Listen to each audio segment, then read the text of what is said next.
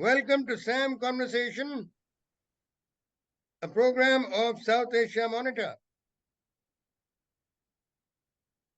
आज हम मियां नवाज शरीफ, जो पहले पाकिस्तान के वजीर आजम थे, उनकी वापसी पे क्या कुछ हो सकता है, होगा, उसको देखेंगे। हमें बड़ी खुशी है आपको इंट्रोड्यूस करते मिस्टर मुजाहिद हुसैन, जो बहुत जाने माने लेखक और ऑथर हैं पाकिस्तान के। हुसैन साहब, बहुत खुशी हुई आपको देख के, मिल के। बहुत शुक्रिया जी। हुसैन साहब और मेरा एक पुराना कनेक्शन ये है कि इनकी पहली किताब पंजाबी तालिबान, जो मेरे यहाँ के पब्लिशर ने पब्लिश की थी, वो मेरे को भेजी गई रिव्यू करने के लिए, और उसका रिव्यू काफी वाइडली पब्लिश हुआ यहाँ। और मेरे पब्लिशर ने हुसैन साहब को बताया कि ये जिन्होंने रिव्यू किया है, ये खुद एक किताब लिख रहे हैं पाकिस्तान पे, और वो थी Abbottabad, after Abbottabad, terror to turmoil in Pakistan. तो जब हुसैन साहब ने कहा मैं इसका कुछ देख सकता हूँ, तो हमने एक ब्रीफ भेजा, और उस पे जो हुसैन साहब ने कमेंट लिखा, वो एक बढ़िया मेरी किताब के लिए एक फॉरवर्ड बन गया। और हाल में ही हुसैन साहब ने अपनी एक और किताब निकाली है, टर्मोइल इन पाकिस्तान, जिसका हम जिक्र कर चुके हैं। अब पाकिस्तान में एक फिर से बैक टू द फ्यूचर कहिए, एक मियां नवाज शरीफ जो बड़े क्या कहते हैं, दुख भरे सर्कमस्टांसेस में जाना पड़ा था, फिर से आ गए हैं। आने का जाने का, खास करके आने का जो भी होता है, ये एक समझौता होता है, जिसके बारे में हुसैन साहब बड़े तफसील से समझाएंगे हमें। हालात पाकिस्तान के बहुत नाजुक हैं। आर्मी का भी नई शक्ल है, नए चीफ जो हैं, लेकिन जो मेरे ख्याल आर्मी का जो रोल है, वो तो पहले से कोई फर्क नहीं है। हुसैन साहब, कहाँ से शुरू करें? मेरे ख्याल से यही आप जो रोल की आपने बात की है, ये मेरे ख्याल में ज्यादा अहम नुक्ता बन सकता है कि जहां से हम शुरू कर सकते हैं। चलिए। तो अभी आपने कहा कि काफी अहम है। मैं समझता हूं कि आर्मी का रोल अब पूरी हिस्ट्री में सबसे अहम अब हो चुका है। वो खास तौर पर इमरान खान साहब के हुकूमत के खात्मे और 9 मई को जो इवेंट हुआ है, जो डिमॉन्स्ट्रेशन हुई थी तहरीक इंसाफ की तरफ से, और उसके बाद जो गिरफ्तारियां हुई हैं, जो हालात हैं, उसने फौज को, जो पहले सियासी तौर पर शायद अब इतनी मजबूत नहीं रही थी, एक मर्तबा फिर बहुत मजबूत कर दिया है। तो ये एक तरह से इमरान मिस्टर खान ने फौज की मदद की है उसको मजबूत करने में, कि वो सारे सियासी फैसले करे, वो दोबारा से अपना कंट्रोल संभाले, और फिर वो तय करे कि कौन सी पार्टी आगे आएगी, कौन सी पीछे जाएगी, किसको आगे लेके आना है, किसके साथ डील करनी है, किसको हमने सियासत से आउट करना है। तो ये thanks to mister Imran Khan, ये जो इवेंट हुआ है 9 मई का, और जो उन्होंने स्टांस बनाया है फौज के खिलाफ सोशल मीडिया के जरिए, और पाकिस्तानी जो मीडिया है उसके जरिए, जो उन्होंने जिस तरह फौज के साथ एक बराह रास्त टकराव किया है, उससे मिस्टर खान की तो पार्टी टूट गई है। लेकिन फौज और पहले से ज्यादा मजबूत हो गई है, और फौज की तरफ से मैं समझता हूं कि फौज को इस बारे में शुक्रगुजार होना चाहिए इमरान खान का, कि फौज को फिर वही इख्तियार दोबारा वापस मिल गया है जो कभी उसके पास हुआ करता था ज्यादा दौर में। तो अब तो जितने फैसले, जैसे आपके सामने अभी आपने जिक्र किया, हमारे ex prime minister mister Nawaz Sharif Pakistan वापस आए हैं, तो ये समझौता कह ले तो डील कह ले, ये डील से ही बाहर जाते हैं, डील से वापस आ जाते हैं। एक और डील हुई है इनको वापस लाने के लिए, और अब वो इलेक्शन होगा और उसके बाद क्या सूरत हाल होगी, फिर एक डील होगी कि इलेक्शन किस तरह का होगा, किस तरह का नहीं होगा, किसको कहाँ पे रखना है। तो मैं समझता हूँ कि इस सारी जो हुए हैं वाकयात गुज़श्ता 6 महीने में या एक साल में, इन्होंने फौज को दोबारा ड्राइविंग सीट पर ला बैठाया है। और अगर मैं जिक्र कर सकूं यहाँ, मुजाहिद हुसैन साहब ने एक अपना खुद का जो प्रोग्राम किया है उसमें बड़ा डील पे बड़ा एक लफ्ज इन्होंने कॉइन किया, डीलिस्तान। इतनी डील्स पाकिस्तान में, मतलब एक इतिहास है, डील पे डील पे डील पे डील। और ये लफ्ज का मुझे इस पे काफी थोड़ी हंसी आई, लेकिन हकीकत भी है। डीलिस्तान इन्होंने एक नाम दिया था। चलिए साहब। उसमें मसला अनिल साहब ये है कि अगर हम बहुत पीछे ना भी जाएं, तो हम 88 से शुरू कर ले, जब जिया का क्रैश होता है और बज़ाहिर जनरल इलेक्शन होते हैं पाकिस्तान में, और जो भुट्टो साहब की बेटी जो है बेनजीर भुट्टो, उनकी पार्टी अक्सरियत ले जाती है। तो उस वक्त भी फौज नहीं चाहती थी, जनरल असलम बेग नहीं चाहते थे कि पीपल्स पार्टी को पावर मिले।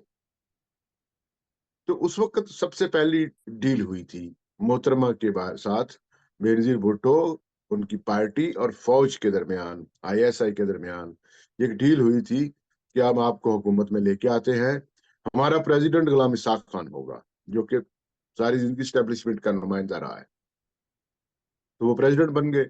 और फिर दूसरी ये डील हुई थी कि आप पार्लियामेंट में जब जाएंगे तो आप जो पार्लियामेंट डिसॉल्व करने की जो पावर है प्रेसिडेंट के पास, आइन के आर्टिकल 58 बी के तहत, उसको आप डिमोलिश नहीं करेंगे, उसमें आप अमेंडमेंट नहीं करेंगे, उसको जैसे का वैसा रहने देंगे। तो बेनजीर ने ये बातें तस्लीम की और अब प्राइम मिनिस्टर बन गई।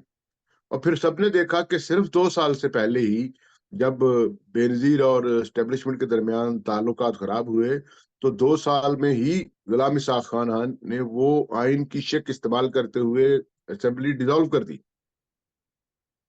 और फिर एक नए इलेक्शन हुए। जब नए इलेक्शन हुए तो फिर मियां नवाज शरीफ साहब की जो पार्टी थी उनको इक्तदार मिला, उनके साथ फिर, और इस दौरान में कोशिश की गई कि पार्टी को बनाया जाए। तो आपको शायद याद हो, एक अलायंस बना था IJI, इस्लामी जमहूरी इत्तेहाद, जिसमें जमात इस्लामी भी थी, जिसमें दीगर प्रो स्टैब्लिशमेंट पार्टियां थी, मजहबी पार्टियां थी, और नवाज लीग थी। तो फिर इन्होंने फिर दोबारा अपने वजीर आजम, पहली मरतबा वजीर आजम बन गए जनाब नवाज शरीफ, और उनको भी 2 साल ही चलने दिया। फिर फिर गुलाम इसाक खान ने उनकी गवर्नमेंट खत्म कर दी। फिर एक और डील हुई कि अब की बार पीपल्स पार्टी आएगी तो अब की बार पीपल्स पार्टी ये करेगी, ये नहीं कर सक पाएगी। फिर 93 में बेनजीर भुट्टो जो है वो प्राइम मिनिस्टर बन गई थी। और फिर 96 में उसी आइन के तहत, उसी शिक के तहत जो 58(2) थी, उसके तहत फिर पीपल्स पार्टी के ही अपने प्रेसिडेंट फरूक लगारी ने गवर्नमेंट डिसॉल्व कर दी थी बेनजीर की। और वो 58(2) चलती रही। तो ये कहना कि डीलिस्तान तो है, हमेशा डीलें हुई हैं, डील की गई है इक्तदार के लिए, डील की गई है इक्तदार खत्म करने के लिए, डील की गई है अगली पार्टियां बनाने के लिए। हर एक के साथ डील होती है। पता नहीं आपके यहाँ भी शायद कोई डील होती हो, या दुनिया में भी डीलें होती हो, लेकिन हमारे यहाँ जो डीलें हैं वो बहुत ही नेकेड हैं, बिल्कुल नंगी सामने की डीलें हैं कि ये डील हो गई है। और उसी के अगर हम जंप करते हुए अब मौजूदा हालात पर आ जाए, तो जब यही वजीर आजम नवाज शरीफ थे 2014 में, तो उस वक्त इनको अच्छा नहीं लग रहा था कि वजीर आजम जो है नवाज शरीफ जो है वो अपने फैसले कर रहे थे और फौज उससे नाराज थी, नाला थी। तो इन्होंने एक धरना किया था, आपको याद होगा, फैजाबाद में, जिसके बारे में सुप्रीम कोर्ट एक डिसीजन दे चुका है कि ये जो लोग थे जिन्होंने धरने में पैसे तकसीम किए, रेंजर्स के लोग और दीगर सिक्योरिटी फोर्सेस के लोग जो हैं, ये इन्होंने अपने इख्तियारात से तजावज किया है, आगे बढ़े हैं, इनको ये नहीं करना चाहिए था।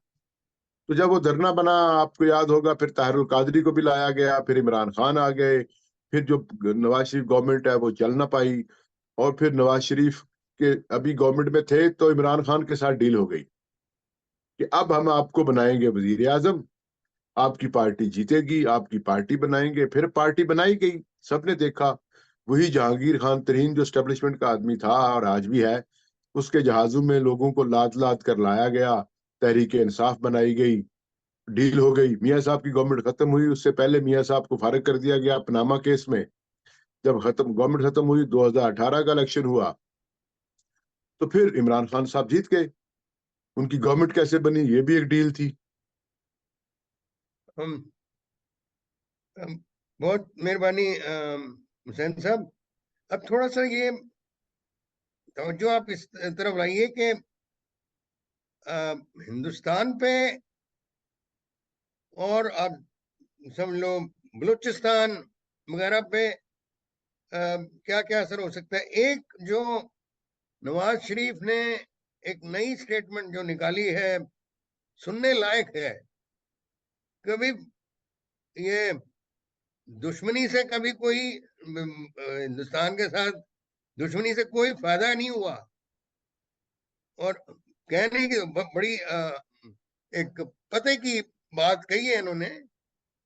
लेकिन मुझे, क्या मैं गलत हूं ये समझने में कि ये मुझे मुमकिन नहीं लगता कि इसका कुछ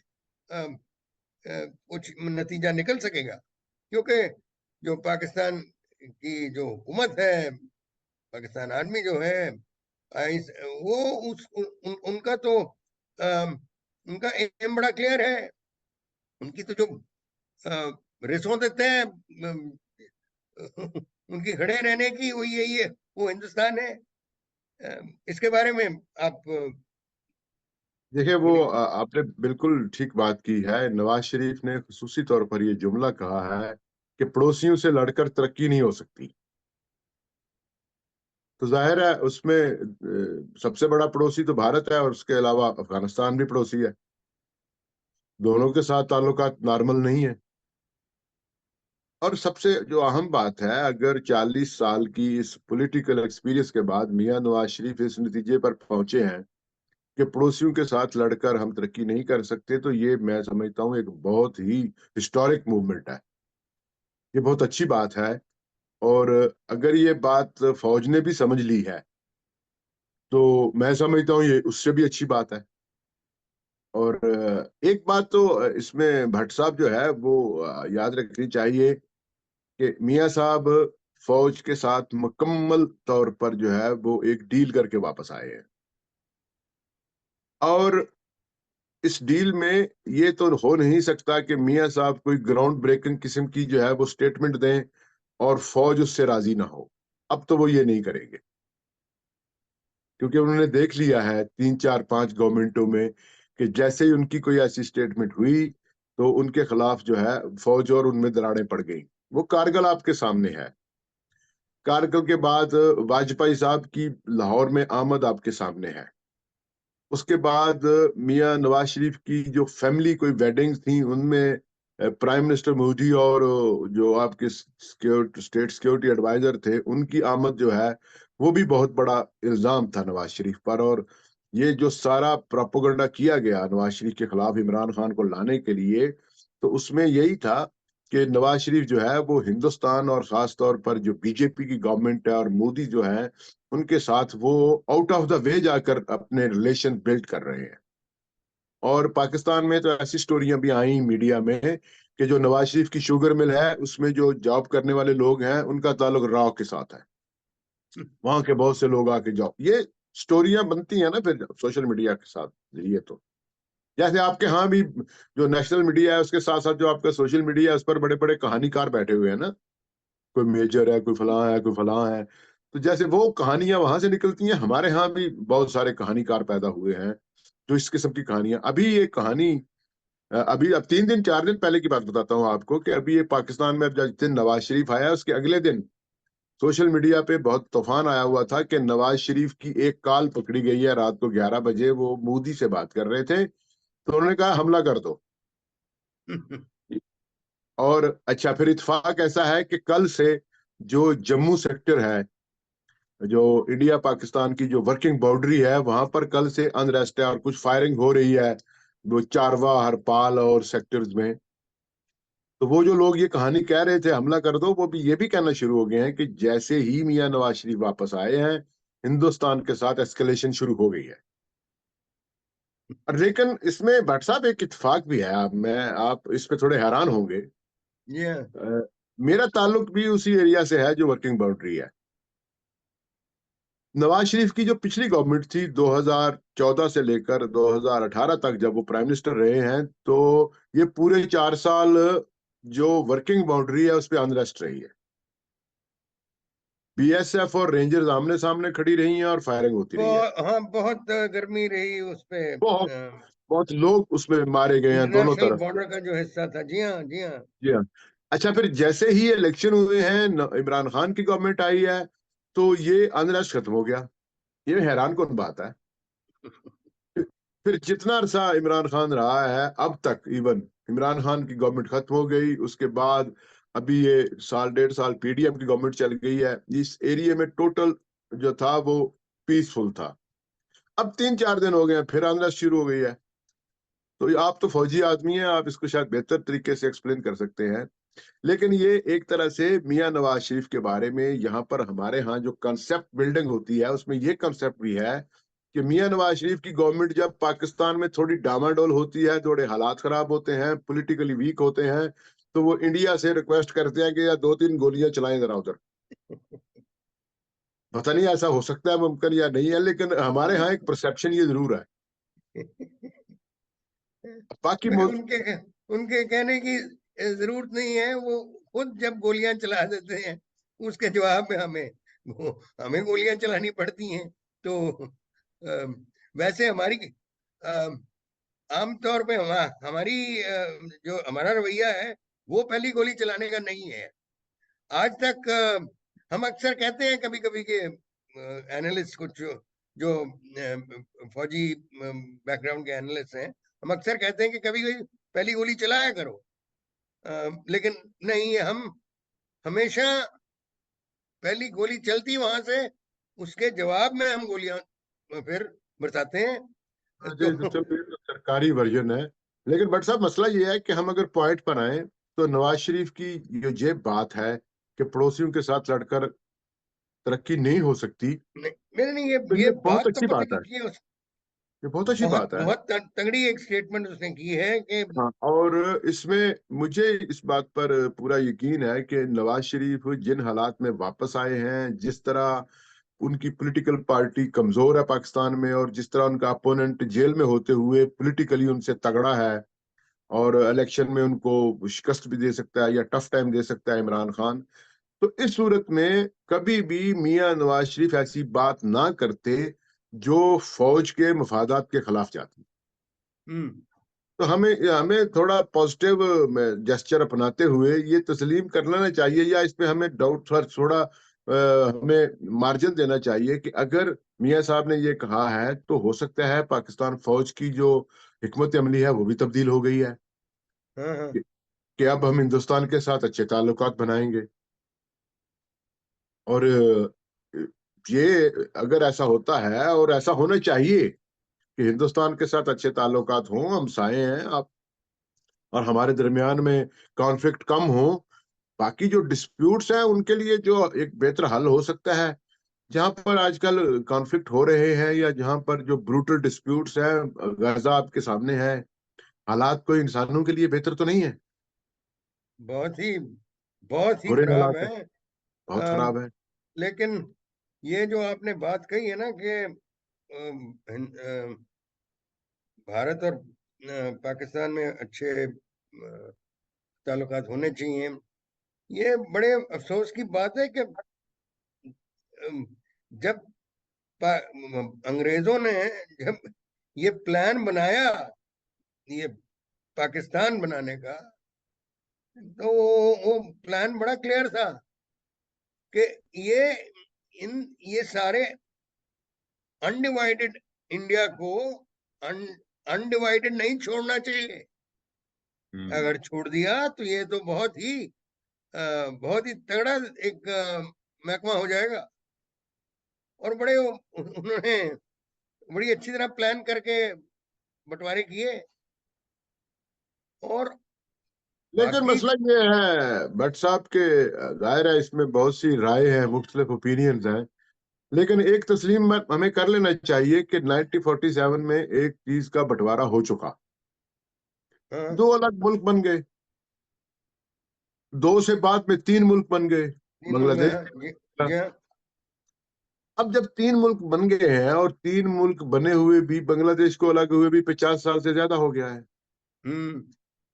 तो इस सूरत में हमें ये तस्लीम कर लेना चाहिए कि हम आपस में हमसाए हैं, हमारी बहुत सारी चीजें एक जैसी हैं, हाँ और हाँ, हमारे लेकिन पास ये बहुत इसमें। बड़ी पॉपुलेशन है जी जो हाँ, जी अंडर हाँ। द पॉवर्टी लाइन रह रही है।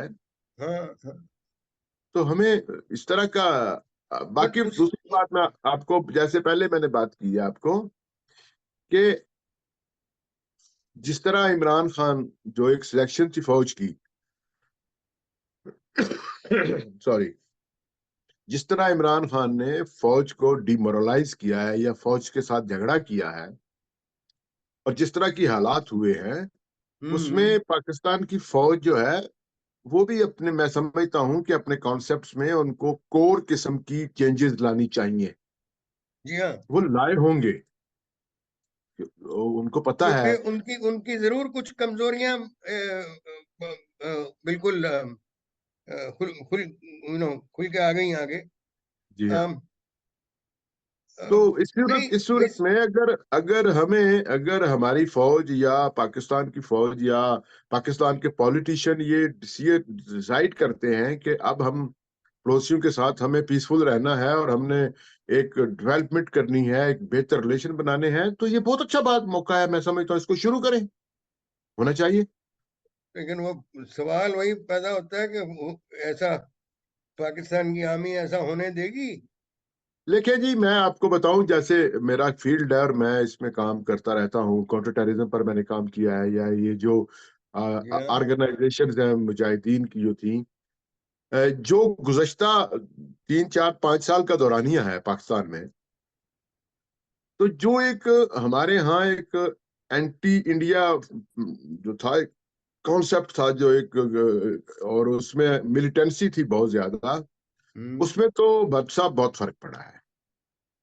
अब हमारे अच्छा। पास लश्कर तैयबा नहीं है, जैश मोहम्मद भी नहीं है, वो कि उन्होंने हिंदुस्तान से ज्यादा इन तंजीमों ने पाकिस्तान को नुकसान पहुंचाया है, पाकिस्तान के अवाम को नुकसान पहुंचाया है, पाकिस्तान के इमेज वो को तो है, नुकसान पहुंचाया है। वो तो है लेकिन हुसैन अब साहब, लेकिन वो जो कॉन्सेप्ट थे कि हिंदुस्तान को हमने फतह करना है, हमने झंडे लगाने हैं लाल किले पर, या हमने मुजाहिदीन को कश्मीर आजाद करना है लड़ भिड़कर, इस कॉन्सेप्ट में थोड़ा फर्क हुआ है। और इसमें मैं समझता हूं कि शायद ये एक स्टेट पॉलिसी है कि ये जो मिलिटेंसी का कॉन्सेप्ट था पाकिस्तान का, ये और खास तौर पर जो प्राइवेट मिलिशियाज का था, इसमें बड़ा फर्क आ गया है, ये एक चेंज है।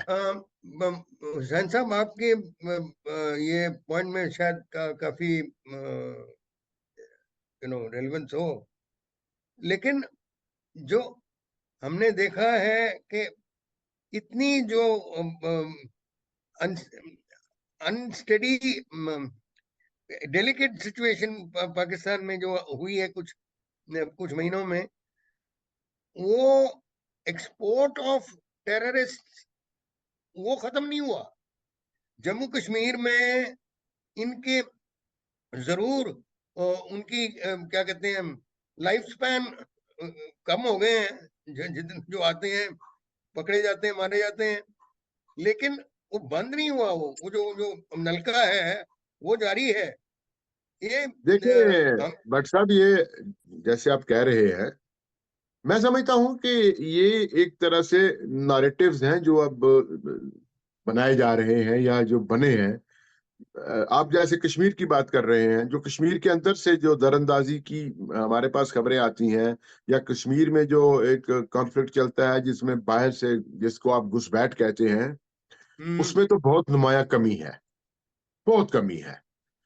लेकिन दूसरी तरफ जब हम पाकिस्तान के नैरेटिव की तरफ जाते हैं तो वो कहते हैं कि बलूचिस्तान में हिंदुस्तान जो है वो बहुत ज्यादा अपने पर फैला रहा है और हिंदुस्तान बहुत हाँ कुछ कर रहा हाँ है हाँ। पाकिस्तान में। वो जैसे पिछले दिनों एक बम धमाका हुआ था, तो जो पाकिस्तान का इंटीरियर मिनिस्टर है सरफराज बुगटी, उसने डायरेक्टली कहा था कि ये राव ने करवाया है। अब उसको हम्म साबित करना है, सामने लेके आना, तो जाहिर है तो लाना चाहिए। लेकिन हम्म। मैं कह रहा हूं कि ये नैरेटिव बिल्डिंग का जो कॉन्सेप्ट है दो तरफा, हिंदुस्तान और पाकिस्तान में, वो अभी उसी पेस के साथ जारी है। वो नैरेटिव बिल्डिंग होती रहती है, ये करते रहते हैं, वहां भी होती है, यहाँ भी होती है।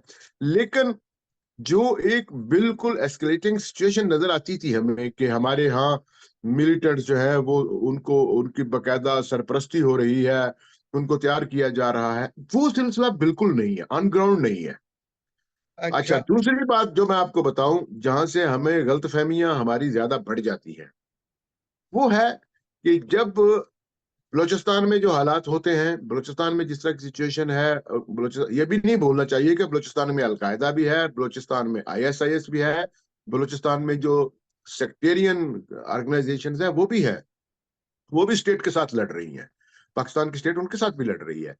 लेकिन जो चीज हमारे यहाँ अवामी सतह पर या लोगों में या दानिशवारों की सतह तक या मीडिया की सतह तक जो चीजें नैरेटिव बिल्डिंग में जो हेल्प आउट करती हैं, वो होता है कि जब भी हिंदुस्तान में कोई मुसलमानों के साथ कोई इश्यूज होते हैं खड़े, जैसे पिछले दिनों आपके यहाँ होते रहे, अक्सर होते रहते हैं, और उसमें जो बीजेपी की इन्वॉल्वमेंट है, उससे भी होता है कि ये जो है, ये बराह रास्त एक तरह से पाकिस्तान को ही मैसेज समझा जाता है। अगर हिंदुस्तान का मुसलमान वहां पर तंग है, या उस पर हमले हो रहे हैं, या वो परेशान है, या उसको उनको अलग किया जा रहा है सिचुएशन से, तो इसको समझा जाता है कि ये एक तरह से मुसलमानों पे ऐसा हो रहा है, लिहाजा ये पाकिस्तान के खिलाफ एक मूवमेंट है। तो मैं ये हम्म। बात करने का मतलब ये है कि एक नैरेटिव बिल्डिंग का जो मटीरियल है वो मुयस्सर रहता है ठीक हमेशा। ठीक।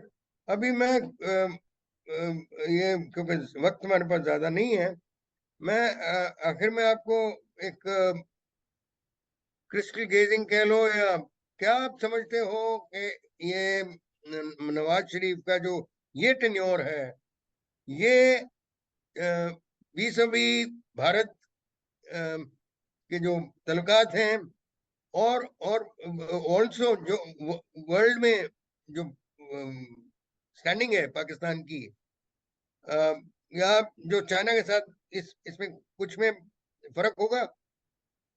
मैं समझता हूँ कि ये, अगर तो जिस तरह के हालात नजर आ रहे हैं, उसमें नवाज शरीफ एक तब्दील शुदा नवाज शरीफ होगा, और पाकिस्तान की जो रियासत की स्टेट पॉलिसीज हैं वो चेंज होंगी। भारत के साथ ठीक। उनका रवैया बेहतर करना है, करना पड़ेगा, भारत को भी इनके साथ रवैया बेहतर करना पड़ेगा, और चाइना के साथ भी जो जो कॉन्फिडेंस एक बिल्डिंग मेयर्स थे वो खराब हो गए थे इमरान खान के दौर में, हम्म और इन्वेस्टमेंट रुक गई थी और चाइना नाराज था।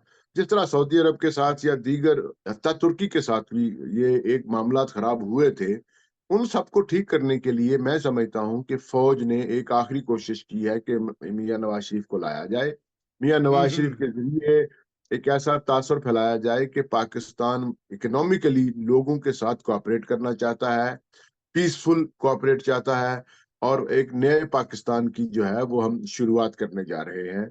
अभी तक की जो सूरत हाल है, लेकिन मसला ये है कि क्या नवाज शरीफ गवर्नमेंट जो है वो मजबूत होगी? तो हम सबसे अहम सवाल ये है।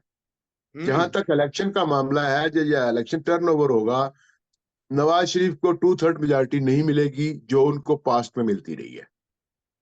जिसकी बुनियाद पर वो कानून साजी करते थे, और उनको एक होता था कि हमारी बड़ी जबरदस्त गवर्नमेंट है। वो तो नहीं होगी, कभी भी नहीं होगी। वो एक कमजोर गवर्नमेंट होगी, जो पॉसिबल है खुले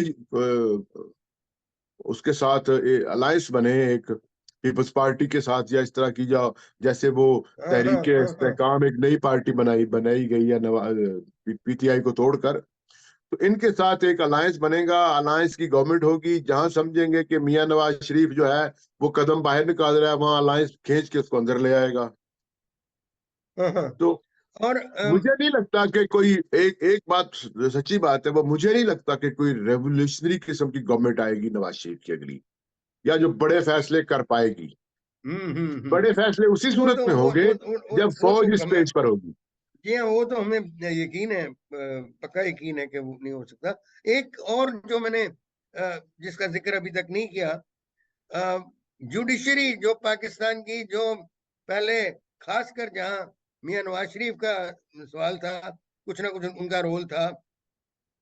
क्या जुडिशरी भी मेरे ख्याल आर्मी के ऊपर तो नहीं हो सकती है, उन्हीं के नीचे ही है।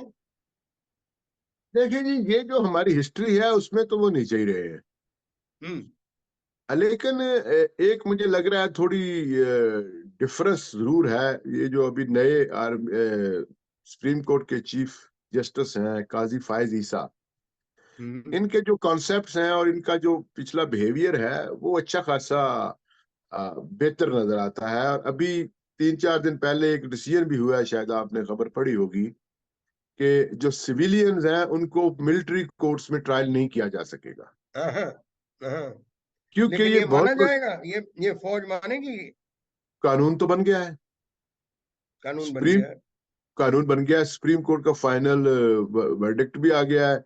अब के जो हम्म। निगरान प्राइम मिनिस्टर है, केयर टेकर, उसने कहा है कि हम अपील में जाएंगे, लेकिन अपील में भी ये जो डिसीजन है, ये इतना भारी डिसीजन है कि अपील में भी इस पर कोई फर्क नहीं पड़ेगा। तो अगर ये जो फैसला था, ये अगर कोई बिल्कुल फौज के असर में होती, अदलिया अदालत अगर फौज के असर में होती, तो ये कभी फैसला ना होता। हम्म हम्म क्योंकि ये पार्लियामेंट ने इख्तियार दिया था कि जी जनाब, आप जो मिलिट्री कोर्ट्स हैं वो सिविलियन को ट्रायल कर सकती हैं। लेकिन सुप्रीम कोर्ट ने इसको जो है वो आइन के खिलाफ करार दिया है, और ऐसा नहीं होगा। तो इससे फौज को तो एक क्लियर मैसेज मिल गया है कि इस वक्त जो जुडिशरी का मूड है वो फौज के साथ नहीं है। नहीं है। वो अपना आजादाना सोच रहे हैं और आजाद डिसीजन हो रहे हैं।